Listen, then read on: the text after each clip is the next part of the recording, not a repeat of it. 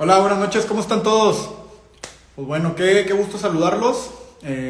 Espero se encuentren bien con estos días acá en Monterrey, un poco fríos, con algo de lluvia, neblina, un tanto peligrosos. Ya saben, se desatan un poco los accidentes. Pero bueno, también creo que ese clima se pone ad hoc al tema que vamos a platicar el día de hoy, de asma. En el quiz que tuvimos ahí esta semana, en el lunes, pues bueno, la mayoría de ustedes optó por el tema de asma. Sé que algunos también estaban pidiendo por ahí el tema de alergia alimentaria en la lactancia materna, sí, otros de pruebas de alergia, pero bueno, al final de cuentas ahí la mayoría como que estaba más interesado en este tema de asma. Y yo creo que vale mucho la pena, yo creo que sí tiene una buena utilidad. Porque, como les comento, ahorita en temporadas frías de invierno, son temporadas en que las alergias se descontrolan mucho, ¿sí? El asma no es la excepción, el asma empieza a descontrolarse bastante. Ahorita vamos a estar platicando sobre qué factores logran descontrolar al asma, qué factores influyen en sus agudizaciones o exacerbaciones, ¿no? Entonces vamos a poder entender mejor. ¿Por qué puede suceder todo este tema, ¿no? Independientemente de la alergia como tal, pues que se logra ahí descontrolar un poco, ¿verdad? Vamos a ver aquí unos minutitos nomás en lo que se empiezan a conectar, pero bueno, también vayan preparando sus preguntas. Si hay alguna pregunta por ahí, si tienen algún amigo, un familiar, pues ahí rápidos avísenles de live para que se conecten, para que resuelvan dudas. O bien mínimo que les pasen ahí las preguntas y ustedes las hacen por ellos y ahí luego se las explican, ¿no? Eso también es bastante válido. Acuérdense que la finalidad de todo esto pues es darles información veraz, información confiable y con un lenguaje muy, muy simple para que ustedes lo puedan entender y llevar esa buena información a quien lo ocupe, ¿no? Sobre todo asma. Fíjense que asma es una enfermedad en la que existen muchos mitos, mucha información falsa, existen demasiados tabús incluso alrededor de estos diagnósticos e incluso dentro del mismo personal de salud a veces como que hay cierto freno por dar este diagnóstico, ¿sí? Hay cierto negativismo, como que no se acepta tan fácil este diagnóstico, tanto a veces por el médico como para dar el diagnóstico, como el paciente o los familiares. Entonces eso hay que irlo rompiendo.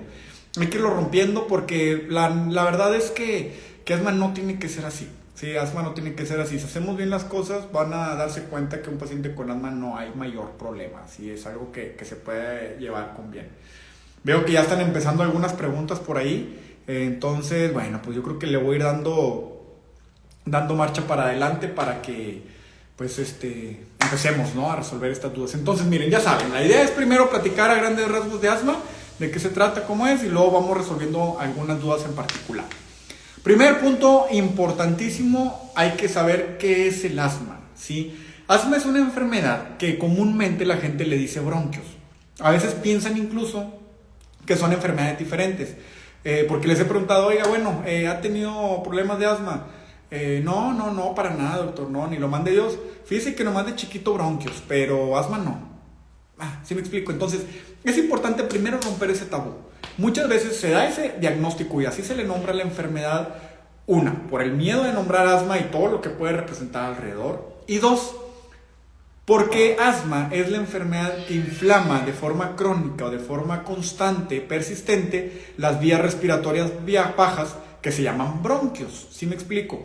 La vía respiratoria, tenemos una vía respiratoria superior, que es la nariz, senos paranasales, ¿sí?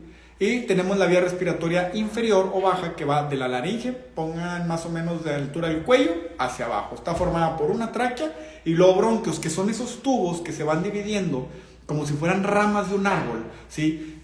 Hasta llegar hasta unas pequeñas bolsitas que se llaman alvéolos, y ahí ocurre el intercambio de gases, ¿no? De oxígeno y CO2. Bueno, el punto es que esos bronquios son los que están inflamados y por lo tanto ese asma se manifiesta, y por eso es que la gente le dice bronquios, ¿no? O algunos médicos le llaman bronquios a la enfermedad. Realmente es como decir, tengo corazón. Pues es una parte del cuerpo, no es como que es un diagnóstico, ¿saben? Pues tengo bronquios, pues sí, yo también los tengo, todos los tenemos, me explico. Entonces el punto es nombrarlo bien, primero que nada. ¿Qué es asma? Pues asma es la enfermedad que inflama constantemente, crónicamente, las vías respiratorias bajas, que se llaman bronquios, ¿ok? Entonces, Primer punto que hay que también saber es cuáles son los síntomas de asma. Hay que saber que asma es un diagnóstico hasta cierto punto sencillo en cuanto a sus síntomas, pero a veces su comportamiento es lo difícil. Primero, síntomas. Son 4 los síntomas típicos de asma, ¿sí? Es una tos que por lo regular es una tos seca y que es en ataque de tos. No es como que, y listo. No, es una tos que da ataque. No deja al paciente, ¿sí? Es muy constante. Son ataques de tos recurrentes. Que se acompaña de algún otro síntoma como pillidos en el pecho. Nosotros los médicos le llamamos sibilancias, ¿sí? Son como los pillidos o chiflidos que se dan en el pecho al momento de estar liberando el aire. Otro síntoma puede ser dolor u opresión en el pecho o en la espalda, ¿de acuerdo? El paciente a veces refiere como que no puedo respirar, doctor, siento que alguien me aplasta, como si me estuvieran abrazando muy fuerte, no me dejan expandir el tórax. Hay pacientes que me lo han referido como cuando uno se mete a la alberca así hasta el fondo y siente como que no, el pecho le empieza a aplastar. Bueno, es más o menos esa sensación. O también puede haber dificultad para respirar o la sensación de que falte el aire, ¿no? Uno empieza a respirar bien agitado, se notan las costillas, se hunde aquí arriba del cuello, ¿sí? Las alas de la nariz se empiezan a abrir y cerrar más rápido. Entonces esos son los síntomas cardinales de asma. Las definiciones es simple, dice, 2 o más síntomas hace un diagnóstico clínico de asma, ¿sale? Hay unas características que deben de cumplir esos síntomas y los pacientes se lo dicen. ¿Sabe qué? Deben de ser variables en frecuencia y variables en intensidad, ¿de acuerdo? Es decir, no todos los días va a ser lo mismo. Habrá días buenos, habrá días malos. Habrá días que me da crisis fuertísima, habrá días que ni siquiera me dio. Habrá días que me dio muy poquito el pillidito. ¿Sí me explico? Es variable, no todos los días, no siempre es igual de fuerte o igual de leve los síntomas. Esa es una característica que hace a asma, ¿sí? Entonces ya con eso ya vamos integrando este diagnóstico y ya lo vamos conociendo mejor la enfermedad, ¿de acuerdo? Ahora, es importante saber, ¿sí?, qué es una inflamación y voy a recalcar mucho eso, ¿de acuerdo? Hay que recalcar que el problema es la inflamación de los bronquios. ¿Por qué? Porque de ahí se va a derivar factores que pueden descontrolar o agudizar el asma y dar crisis de asma como tal, y de ahí vamos a entender también el tratamiento de asma, ¿sí? Primero, ¿qué me lo puede desencadenar o descontrolar? Varios factores, ¿sí? No está limitado a uno solo, son varios factores. Uno son las alergias. Lo que yo respiro, eso puede ser suficiente para que detone un broncoespasmo y me desencadene todos los síntomas, ¿sale? Entonces, uno que es alérgico al polvo, a las mascotas, que puede ser alérgico al polen, a la humedad, ¿sí?, a los ácaros, todo esto puede ser suficiente para que asma tenga un descontrol o una agudización fuertísima. ¿Sí me explico? Otro factor que es muy típico son el ejercicio. Y aquí es donde se viene un tabú o un mito de asma. Sí, sí es cierto que el ejercicio puede desencadenar una crisis de asma.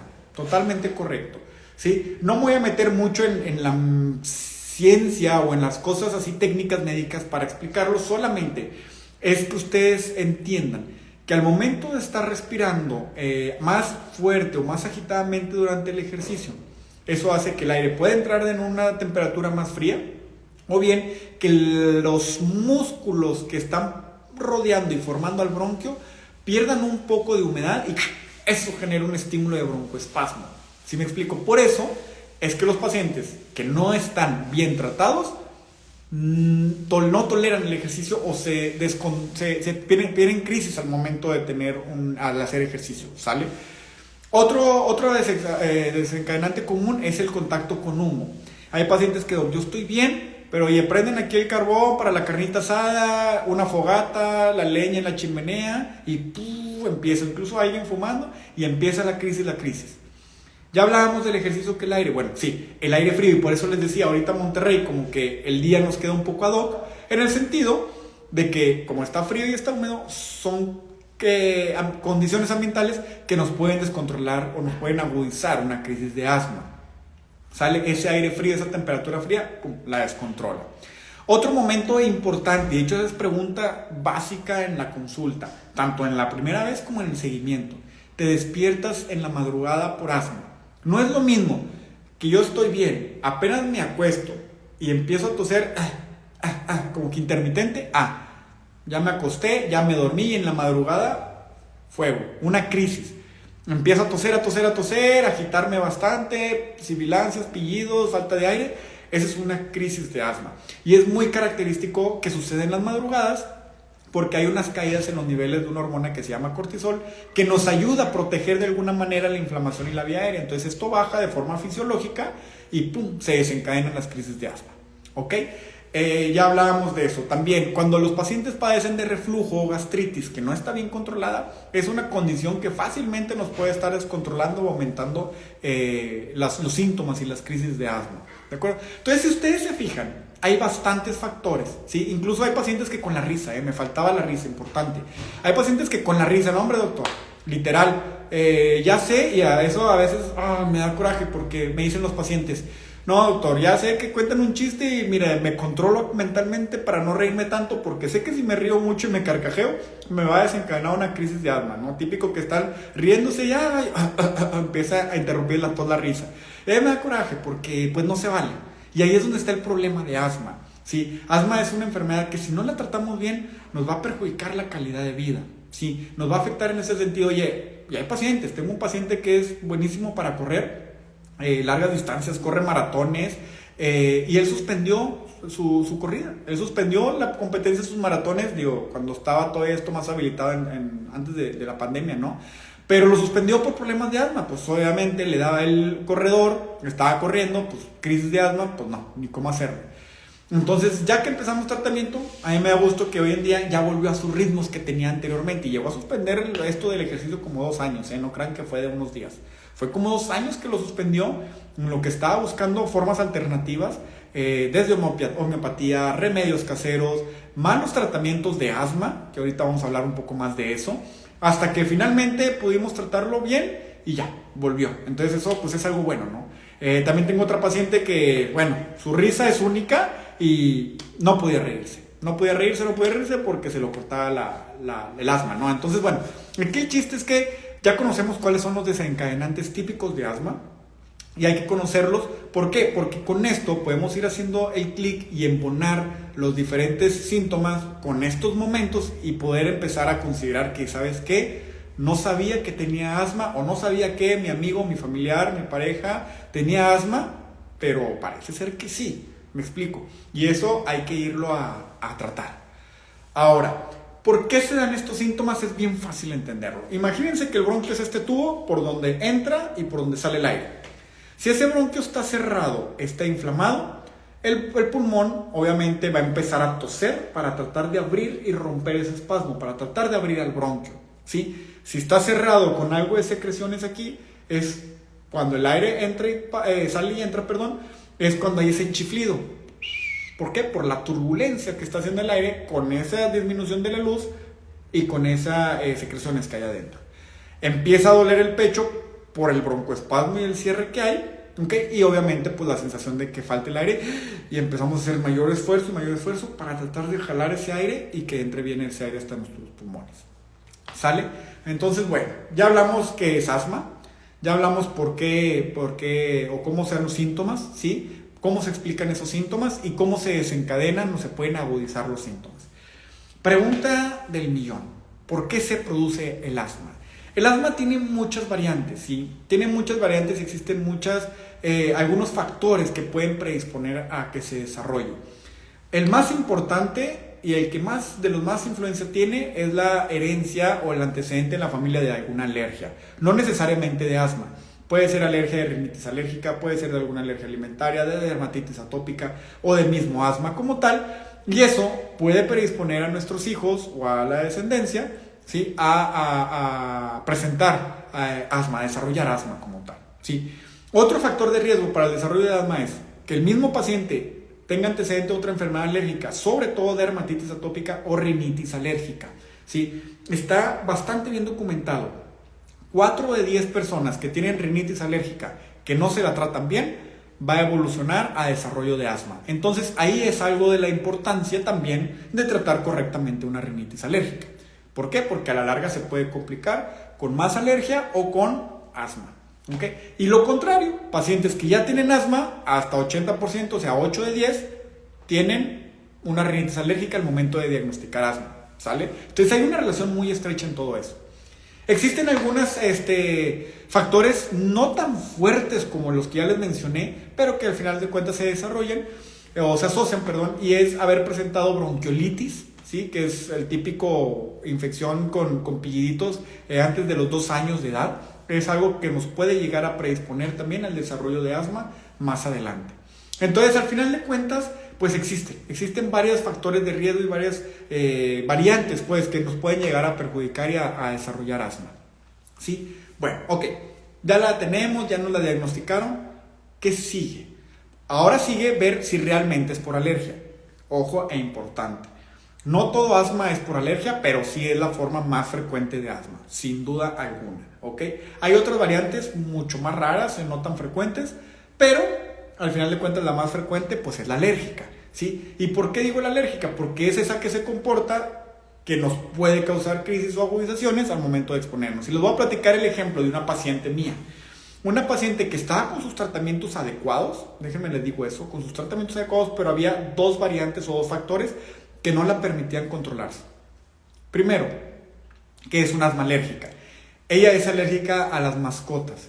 Y casualmente cuando ella entraba o pasaba por donde estaban sus mascotas en la lavandería, aunque no entraban a la casa porque dices que yo ya sé que me hacen mal mis perros, no los puedo tener dentro de mi casa, siempre estaban en la lavandería. Pero cuando ella tenía que pasar por ahí por alguna razón, oh Dios, explotaba ese asma y empezaba con crisis muy fuertes que con los mismos medicamentos batallaba para mejorar. Estamos hablando de una cosa fuerte y grave, ¿saben? Y el otro factor que tenía es que había un uso incorrecto de inhaladores, y eso lo voy a retomar ahorita que estemos hablando de los tratamientos, ¿sí? Pero no había un correcto uso de inhaladores, entonces al final de cuentas el medicamento no llegaba de forma correcta a sus pulmones, ¿sale?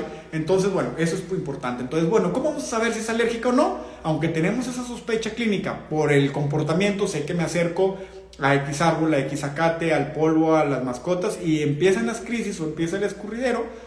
Al final de cuentas hay que irlo a demostrar con las pruebas de alergia. No es como yo le digo a mis pacientes, ¿sí? Pues mira, la única manera de comprobarlo y demostrarlo, pues es haciéndote unas pruebas, ¿verdad? Sí está la forma clínica, pero es imposible, o no es correcto, mejor dicho es la palabra, empezarte un tratamiento específico contra algo que ni siquiera tenemos comprobado, ¿sí? Está como una sospecha. O que si eres alérgico a esa sospecha de la mascota, pero se nos está escapando el polen de algún zacate, de alguna hierba, de algún árbol, y no lo incluimos en tu tratamiento, ¿sale? Entonces siempre es bien importante irlo a estudiar completo, estudiar, tener bien el cuadro por todos lados bien completo, para que no se nos escapen posibilidades terapéuticas, sobre todo, ¿sí? De tratamiento. Entonces ahí me voy, ya que tenemos las pruebas y nos sale, ejemplo, alérgico al polen del fresno, al polvo y al perro, va, ok, bueno, ya demostramos que ese asma es alérgico. Ahora sí, hay que hacer su tratamiento correcto. ¿Y cuál va a ser este tratamiento? Es a base de 2 formas. Y aquí es bien importante que me pongan atención. Ya dijimos al principio que el asma es una enfermedad inflamatoria. Es inflamatoria. Entonces, hay 2 formas de tratar, o 2 esquemas de tratamiento, 2 estrategias. Un tratamiento que se llama de rescate y otro tratamiento que se llama de control. Ya con esto ya podemos imaginar como para qué sirve cada cosa. Bueno, hay que explicarlo y desmenuzarlo bien. Siempre en la consulta, de hecho, aquí me pongo a hacer mis dibujos, diagramas y les explico bien, y se llevan esa hoja a los pacientes para que prácticamente la estudien, les mando con tarea, ¿no? Porque es bien importante. Si ustedes logran entenderme esta parte de cuándo se usa un tratamiento de rescate y cuándo se usa un tratamiento de control, van a poder entender bastante bien su tratamiento, ¿sí? Van a poder decir, ok, van a poder tomar decisiones sobre, ok, ahorita me siento mal, ahorita es momento de usar este tratamiento. Ok, me siento bien, pero aún así sé que necesito usar este tratamiento por esta razón. Y ahí va la explicación. Tratamiento de rescate, voy a empezar por ahí. El tratamiento o el esquema de rescate es a base de medicamentos que se llaman broncodilatadores de acción larga. De acción corta, perdónenme. Broncodilatadores de acción corta. Su nombre lo dice, broncodilatador. El bronquio está cerrado, lo voy a poner y el bronquio se va a abrir. Son medicamentos que actúan rápido. Son medicamentos que en 5 minutos ya abrieron nuestro bronquio. El problema es que la vida media del efecto es corta relativamente, ¿sí? Es una duración aproximadamente de unas 6 a 8 horas.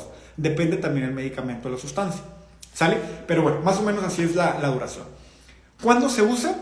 Se usa solamente cuando hay crisis o síntomas de asma.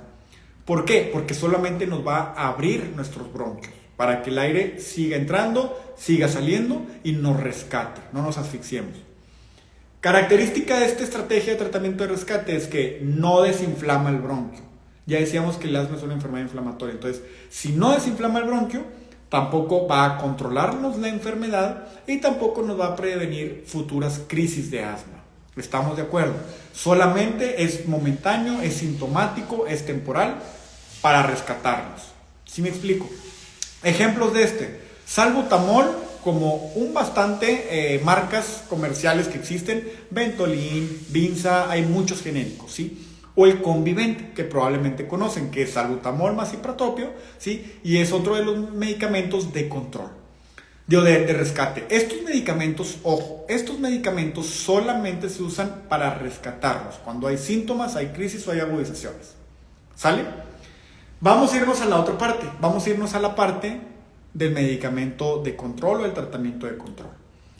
Primero, es necesario saber que estos medicamentos son a base de esteroides inhalados. ¿Por qué? Porque estos medicamentos son los que nos van a permitir desinflamar nuestros bronquios o nuestra vía respiratoria baja. ¿Sale? Aquí voy a hacer un pequeño paréntesis. Yo sé y muy probablemente van a empezar a pensar, ¿no? De que, híjole, pues son esteroides, son cortisonas, no. Pues eso va a hacer mal, tiene efectos adversos. Ok, sí, qué bueno que saben eso. Aquí lo que tienen que saber es que cuando usamos el esteroide de forma tópica a nivel nasal o a nivel pulmonar, tienen un alto nivel de seguridad estos medicamentos, ¿sí?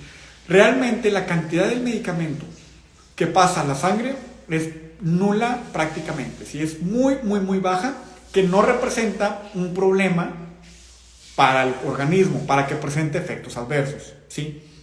Como los que conocemos de los esteroides. Sí puede darse esa situación si usamos estos esteroides inhalados a dosis altas, pero déjenme les digo una cosa, si usted o su hijo, o su amigo, o su familiar usa esteroide inhalado a dosis altas, quiere decir que es candidato a otros tipos de tratamientos para asma. ¿Ok? ¿Por qué? Porque eso se considera o un asma grave o un asma de difícil control, y hay otras estrategias de tratamiento que nos hacen que vaya un buen control de asma sin la necesidad de dosis altas de los esteroides inhalados. Entonces, con esto que les estoy explicando, quiero generar la tranquilidad de que si ustedes le recetan un inhalador de control que obviamente va a traer esteroide inhalado, tengan la tranquilidad y la seguridad de que no va a haber un efecto adverso siempre y cuando se usa a dosis media o a dosis baja. ¿Estamos? Entonces, ¿es necesario? Pues sí, totalmente. ¿Por qué? Porque el esteroide es lo que nos va a desinflamar la vía respiratoria. Si sí desinflama, por lo tanto sí va a controlar la enfermedad. Y si sí controla la enfermedad, por lo tanto sí va a prevenir futuras crisis de asma. ¿Ok?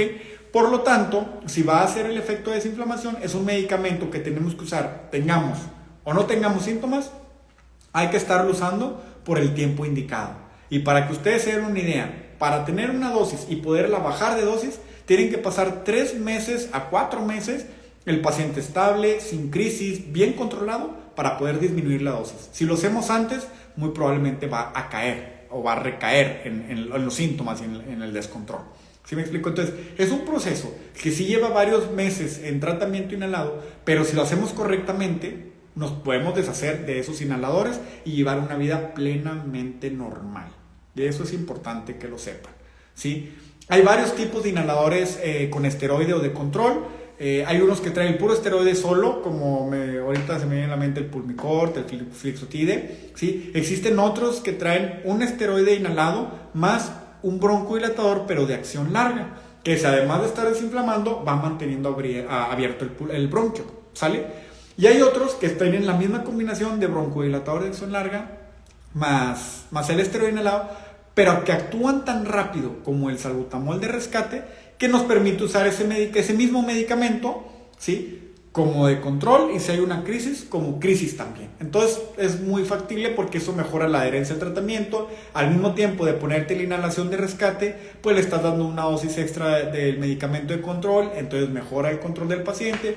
Realmente tiene bastantes beneficios ese tipo de estrategias, ¿no? Pero bueno, eso ya es cada paciente, ¿verdad? Depende de cada paciente, y obviamente pues aquí depende ya de del alergólogo, el neumólogo que esté tratando de tomar esas decisiones. Ustedes no es para que tomen ese tipo de decisiones, ¿sí? Solamente quiero que conozcan su tratamiento de asma, que eso es lo que más me interesa, ¿ok? Entonces, doctor, ¿toda la vida voy a tener que usar inhaladores? Pues tengo asma y es crónico, pues toda la vida. No, mentira, es un mito, ¿sí? Si hacemos las cosas mal, dalo por hecho. Todos los días vas a estar usando salbutamol, todos los días vas a estar usando Conviven. Si eres de los que usa tu inhalador de control 3 semanas porque ya me sentí bien, un mes y lo suelto porque ya me sentí bien, pues sí, en un mes, 2 meses vas a volver a recaer. ¿Por qué? Porque tu bronquio no ha llevado ese proceso de desinflamación, ¿sí? E incluso les digo, y no es para asustar, pero es necesario que lo sepan, pacientes, y está descrito y comprobado por medio de muchos estudios, pacientes que usan todos los días el salbutamol o el Convivent o los medicamentos de rescate, o que se acaban un dispositivo al mes, son pacientes que tienen mayor riesgo de muerte por asma. Y así se los digo, ¿sí? Asma es una enfermedad que puede poner en riesgo la vida, sí, totalmente. Ha habido muchos casos de pacientes que tienen que internarse en urgencias, que tienen que internarse en piso, o peor aún, que tienen que llegar a cuidados intensivos con una intubación para poder sacarlo adelante el paciente. Entonces, asma puede ser grave, totalmente. Puede ser muy complicada, totalmente. ¿Sí? Además de poner en riesgo la calidad de vida de esa persona, dejándolo hacer ejercicio, dejando de reírse, que no puedo salir al aire frío, que no puedo estar en el humo, en la carnita asada, no puedo dormir incluso porque me levanto esto en la madrugada. Bueno, también puede matar asma, pues sí, lamentablemente. ¿Se dan casos de muertes al año? Sí, bastantes, ¿sí? ¿Por qué? Pues al final de cuentas, porque no hay un correcto tratamiento. Y les voy a decir, y eso es muy lamentable, solamente el 20% de las personas con una alergia llegan a tratarse con un especialista. Todas las demás o se están automedicando por ahí, el 80% se anda automedicando o anda haciendo tratamientos malos, incorrectos o falsos para asma. Y eso es lo que nos lleva a esos números lamentables. Y entonces es importante darles ese mensaje también, ¿ok? Es importante llevar un buen tratamiento de asma. Contrario, si tú haces bien tu tratamiento de control, con los tiempos como debe ser, y si hay alergia involucrada, tratamos la alergia, yo te puedo decir que seguramente no vas a usar inhaladores más que un corto periodo de tiempo, los logramos suspender y los logramos suspender. Te va a ir bien. Y vas a hacer ejercicio y no va a pasar nada. Y te vas a atacar de la risa y no va a pasar nada. Y vas a dormir como bebé y no va a pasar nada, ¿sí? Pero haciendo bien las cosas. Y ese es el punto importante, haciendo bien las cosas, ¿sale? Entonces, bueno, si eres alérgico, además de estos tratamientos que ya les expliqué, pues aquí es donde entra la inmunoterapia, que creo que ya hemos estado hablando en algunos lives de eso, si no ya más adelante hablaremos más a detalle, me meteré más a detalle. Pero es un tratamiento que al final de cuentas nos va a complementar de una forma muy importante y esencial a los tratamientos de inhaladores. ¿Por qué? Pues porque ya dijimos que la alergia puede ser un desencadenante y aunque tú tengas bien desinflamado el bronquio, ¿sí?, puede llegar un estímulo alérgico y ¡pum!, cerrarlo de la nada, pues sí, totalmente. Entonces es un tratamiento que también hay que llevarlo y por eso es importante comprobar o descartar si ese asma está involucrado en la alergia, sí o no. ¿Sale? Ahora, ya que estoy hablando del tratamiento, es bien importante mencionarles el uso correcto del inhalador. Esto es bien Doctor House, ¿saben? Creo que hay un capítulo incluso de los que, bueno, vieron Doctor House, se les tocó, un capítulo en que había una paciente con crisis de asma que nomás no lograba andar con el control y que estaba con buenos tratamientos y todo y que no podían. Bueno, ¿cuál es la principal causa? Y eso está bien escrito en los libros y artículos nacionales e internacionales. ¿Cuál es la principal causa de que un paciente con asma, con el tratamiento adecuado, no se controle? Es el uso incorrecto del inhalador. Esa es la principal causa, ¿sí? Les voy a poner el ejemplo de una paciente. Ella llegó a la consulta, tratamiento buenísimo, ¿sí? Un medicamento con muy buena actividad, a dosis muy considerable. La paciente, doctor, no le fallo. Tengo alarmas y no le fallo. Mañana y noche me lo pongo, no le fallo. Pero no puedo. Todos los días tengo crisis, me levanto como 4 o 5 noches a la semana, no puedo. Y yo, ay, caray, bueno, a ver, va. ¿Traes el inhalador contigo? No, fíjate que sí. Ah, bueno, va, póntelo. Ay, como yo, póntelo, por favor. Como le haces tú en tu casa. Pues no van a creer que lo estaba usando mal. Ese era el problema real con ella. Y ahí entendí. De hecho, cuando me empezó a decir todo eso, yo no estaba pensando, ¿sabes qué? Esta va a ser una paciente de asma grave, va a ser de tratamiento más avanzado, va a estar complicado. No, pues bueno, va. Y ya cuando platicamos, entramos más en detalle a ver cómo usas tu inhalador. Pues resulta que es el típico inhalador que hay que dispararle. Se lo ponía y todo el polvito, todo el medicamento se salía por los lados porque no hacía una buena técnica del medicamento. Entonces ahí estaba el problema. Ajustamos eso y así se controló, ¿sabe? Entonces eso es muy importante. Importante usar el medicamento y además de usarlo bien, ¿sabe? Entonces, bueno, ese es un punto que sí también era importante mencionar y comentar. Ya por último, el pronóstico. Bueno, doctor, ¿el asma se me va a quitar o no se me va a quitar? Asma tiene un comportamiento muy típico. Normalmente, los que empiezan en edades tempranas, o sea, los niños, habitualmente les va bien. Para la adolescencia o la edad adulta se logra controlar el asma. Es un diagnóstico que siempre tiene que estar, porque al final de cuentas en cualquier momento puede despertar ese asma o puede haber una crisis, ¿sí? Es como una hipertensión, como una diabetes. ¿Es posible llegar a un punto sin tomar los medicamentos para la diabetes o la hipertensión? Sí, es posible. Y si algún cardiólogo ve esto no me va a dejar mentir. Pero es importante que ese paciente haga ejercicio, se alimente sanamente, ¿sí? Lleve sus tratamientos adecuadamente, tenga un control, un peso balanceado y van a ver que con el paso del tiempo no van a ocupar el medicamento.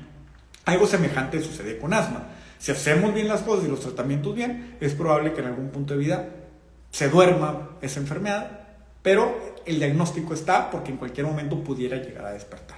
Entonces es importante saber eso, ¿sí? Obviamente, entre más grande la persona se presente, se desarrolle este asma, o bien pase más tiempo sin tratarlo correctamente, es más probable que ese asma no se resuelva con la edad o peor aún, que haya complicaciones. Al final de cuentas es una inflamación que está constante en nuestra vía respiratoria, que si viene desde chiquitos y no la tratamos bien, empieza a deteriorar o a afectar en el desarrollo normal de las vías respiratorias. Y son pacientes que también está bien demostrado, no tienen una buena función pulmonar en la vida adulta, ¿sí? Entonces es muy importante ese tratamiento correcto, ¿ok?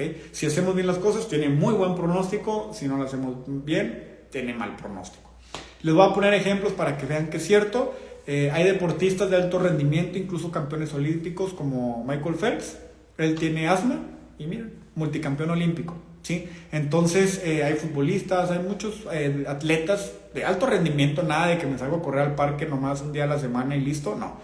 De todos los días y lo logran hacer sin problema, ¿no? Entonces, la cosa está hacer las cosas bien, ¿no? Entonces, bueno, creo que eso es lo que en general quería platicarles de asma. Ahora sí, déjenme empezar a revisar las preguntas que hay por aquí para irles respondiendo, ¿sale? Muy bien, muy bien. Baby Bond, dime todo lo que tengo que saber de asma para el examen de consejo. Claro que sí, mi amiga.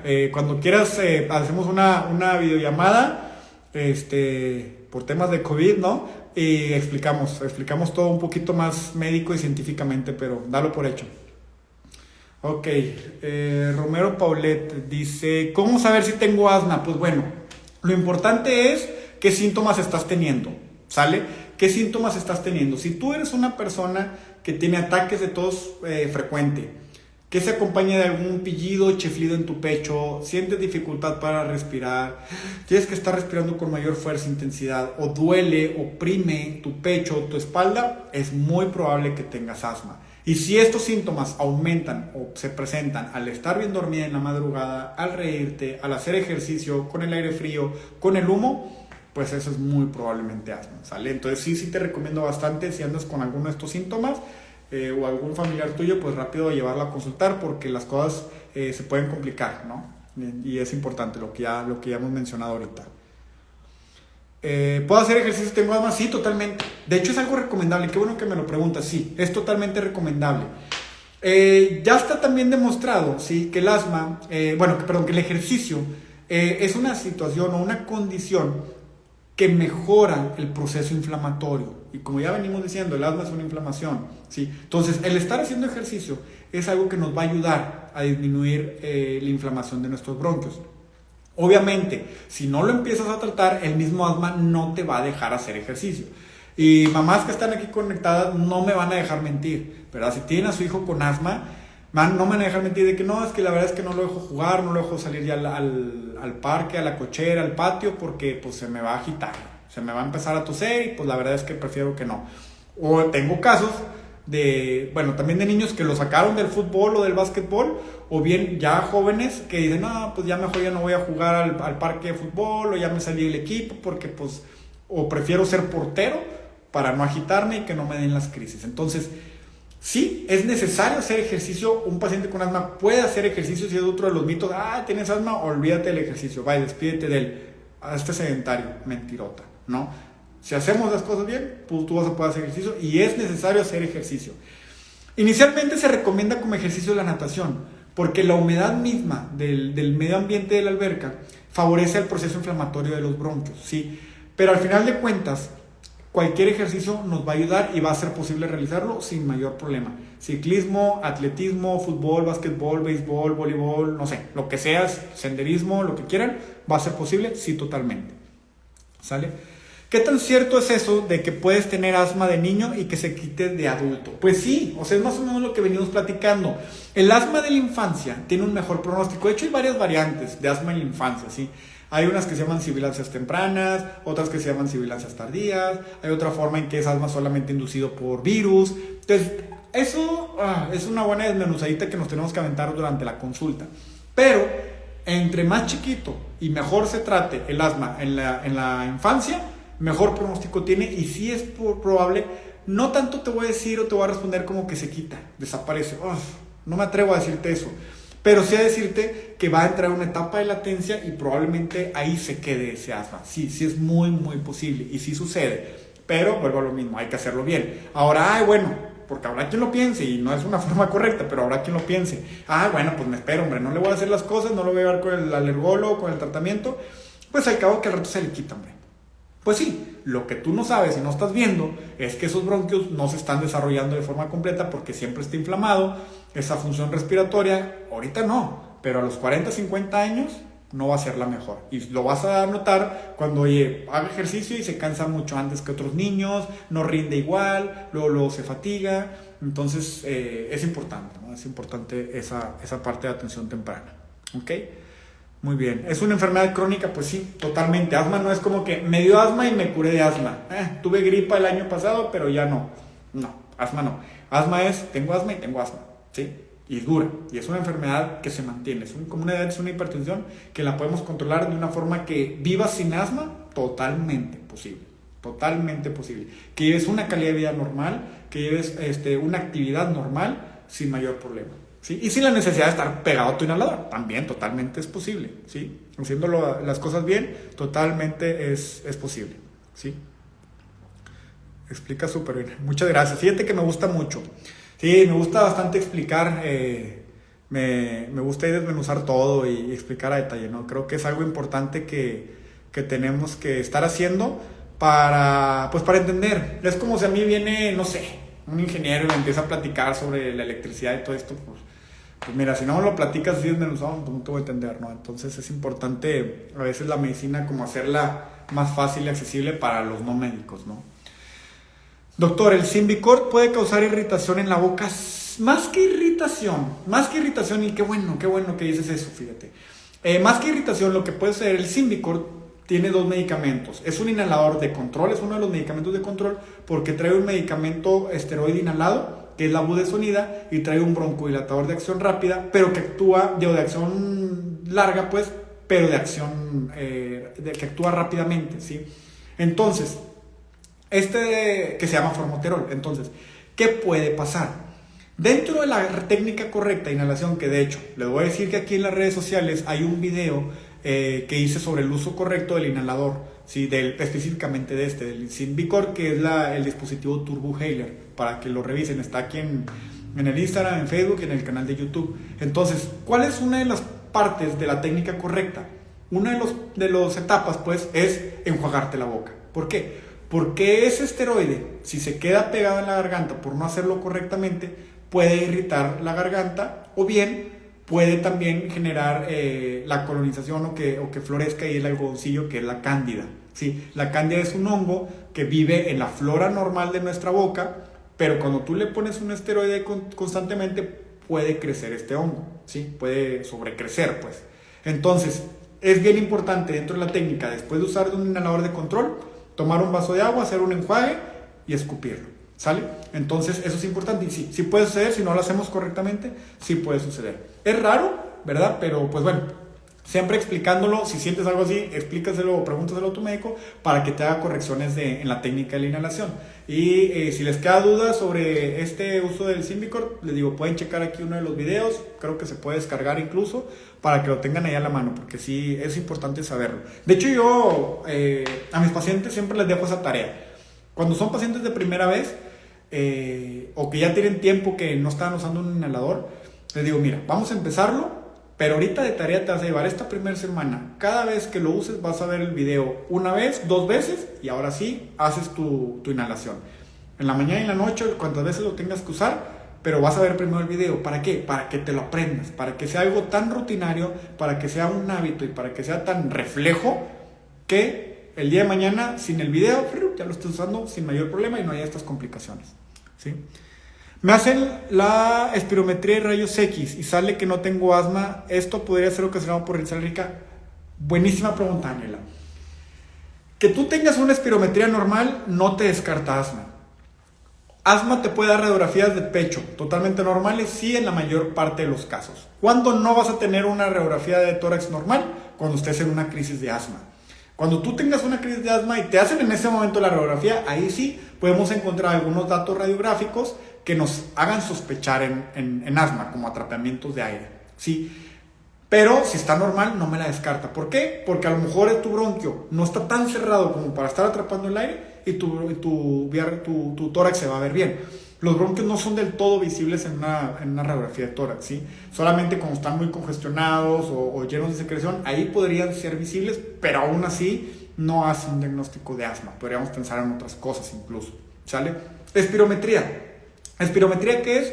Es una prueba de función pulmonar en la que tú tienes un sensor que colocas en tu boca, ¿ok? Y tienes que respirar bien profundamente. ¿Para qué? Para exhalar todo tu aire y ese sensor calcule tus volúmenes pulmonares, ¿sí? Es un estudio importante que hay que hacer durante el seguimiento de un paciente con asma, ¿no?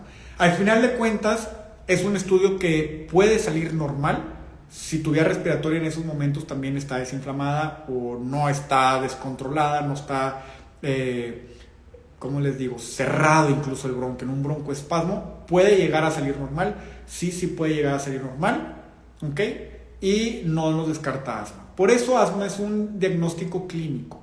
Si tú te hizo una espirometría, una radiografía, está normal, pero meses anteriores, semanas anteriores estabas con el pillido, con la tos, me levanto en la madrugada, corro y toso, pues bueno, eso es asma. ¿Sí me explico? Entonces no se descarta por esos estudios. ¿Ok? ¿Cómo diferenciar si es asma o si es dificultad para respirar por COVID? Buenísima pregunta. Yo creo que eso vale mucho la pena mencionarlo, ¿sí? ¿Cómo lo vamos a diferenciar? Bien simple. COVID es agudo, asma es crónico, ¿sí? Si tú tienes COVID, probablemente vas a tener esa dificultad para respirar, probablemente vas a tener tos, que son síntomas de asma, probablemente te va a doler el pecho, sí, pero muy seguramente también vas a tener fiebre, también vas a tener nariz tapada, vas a tener pérdida de olfato, pérdida de gusto, malestar general. Hay que entender el contexto de la enfermedad y no solamente por un síntoma pensar, ¿sí? Oye, a ver, tengo años con esto, hay antecedentes de alergia o de asma en mi familia, no, tengo poquito tiempo, también traigo fiebre, malestar general. Bueno, pues probablemente puede ser. Oye, estuve en contacto con alguien con sospechoso o si hay probabilidad de que, pues va, ¿verdad? Entonces eso nos va a ayudar a diferenciar. En cambio crónico o para pensar en asma, pues no tengo malestar general, no tengo fiebre, mi olfato, mis gustos también, pero pues sí, de unos años para acá, pues cuando hago ejercicio me da la tos, pillido y todo esto, pues bueno, pues eso probablemente es asma, ¿sí? Dice Carla, mi hijo tiene asma y juega béisbol y practicaba natación, el neumólogo me lo recomendó mucho, gracias, exacto, ven, gracias Carla por dar este comentario, ¿verdad? Porque sin duda alguna nos ayuda mucho a todos, nos ayuda mucho a todos a ver que es posible y que es necesario hacer ejercicio en un paciente con asma, ¿verdad? Hacemos bien los tratamientos, va a permitir hacer ejercicio y al mismo tiempo estar haciendo ejercicio va a disminuir el proceso inflamatorio de los bronquios y va a ser un círculo virtuoso, ya no lo voy a llamar vicioso es malo, un círculo virtuoso. Más ejercicio, más desinflamación, mejor control. ¿Me explico? Entonces, eso es importante, qué bueno. Bueno, pues hasta ahorita son las preguntas que veo. No sé, si alguien tiene alguna otra pregunta por ahí, ya saben, me la pueden enviar aquí directamente por un mensaje directo, ¿no? Aquí por medio de Instagram, en el inbox de Facebook, por medio de las redes sociales. Saben que estoy al pendiente, con mucho gusto les contesto, ¿sí? Y pues bueno, cuídense bastante, ¿sí? Cuídense bastante. Si tienen ahí alguna duda, pues ya saben, al pendiente y estoy a sus órdenes. Un gusto.